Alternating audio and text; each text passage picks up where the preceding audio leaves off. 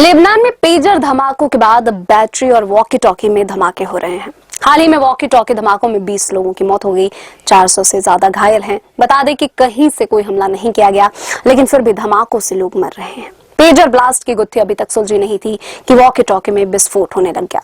फिर घर, कारें, मोटरसाइकिल और सोलर सिस्टम भी फटने लगे। इन सब के बाद सवाल यही है कि लेबनान में आखिर हो क्या रहा है, कैसे अचानक ये सब होने लगा। 17 सितंबर को एक के बाद एक सैकड़ों पेजरों में धमाके हुए। इस घटना में 9 लोगों की मौत हो गई, वहीं 3000 लोग बुरी तरह से घायल हुए हैं।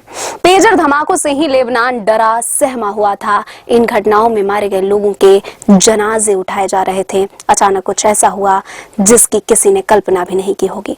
जनाजे में ही लोगों के जेब में रखे वॉकी टॉकी फटने लगे और 20 लोगों की मृत्यु हो गई। वहीं 450 लोग बुरी तरह से घायल हैं। न्यूज एजेंसी एएफपी के रिपोर्ट के मुताबिक पेजर धमाकों के एक दिन बाद वॉकी टॉकी में विस्फोट की घटना हुई। एक दुकान जिसमें वॉकी टॉकी रखे थे उसमें आग लग गई। बताया जा रहा है कि वॉकी टॉकी 5 महीने पहले खरीदे गए थे। बताया यह भी जा रहा है कि पेजर भी करीब तभी खरीदे गए थे। रिपोर्ट के मुताबिक जैसे ही धमाके हुए, हिजबुल्लाह के दूसरे सदस्य वॉकी टॉकी से बैटरियां निकालकर फेंकने लगे। लेबनानी मीडिया के मुताबिक घरों में लगे सोलर सिस्टम में भी विस्फोट होने लग गया। वॉकी टॉकी फटने की ये दर्दनाक घटना हिजबुल्लाह के गढ़ में हुई। स्थानीय मीडिया रिपोर्ट के मुताबिक बेरूत, बेका, नबातिये और दक्षिणी लेबनान के सैकड़ों लोग घायल हो गए हैं। ऐसा लग रहा है कि लेबनान में विस्फोटों की दूसरी लहर आ गई है। जिन वॉकी टॉकी में धमाके हुए उनको हिजबुल्लाह इस्तेमाल कर रहा था। धमाकों का आरोप इसराइल पर लग रहा है। लेबनान में हो रही घटनाओं से एक और जंग का डर सताने लग गया है।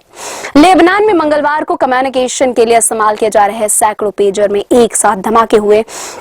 इस घटना में 3000 से ज्यादा लोग घायल हो गए हैं, वहीं 200 की हालत गंभीर बताई जा रही है।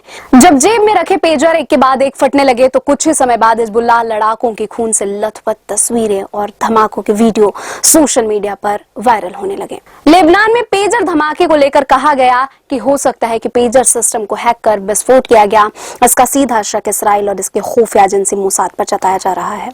माना जा रहा है कि हैकिंग के जरिए पेजरों की लिथियम बैटरी को इतना गर्म कर दिया गया कि उनमें धमाका हो गया। दूसरी बात यह भी कही जा रही है कि पेजर बनते समय या फिर उसकी आपूर्ति के समय सप्लाई चेन को कहीं भेजा गया और हजारों पेजरों में विस्फोट प्लांट किए गए।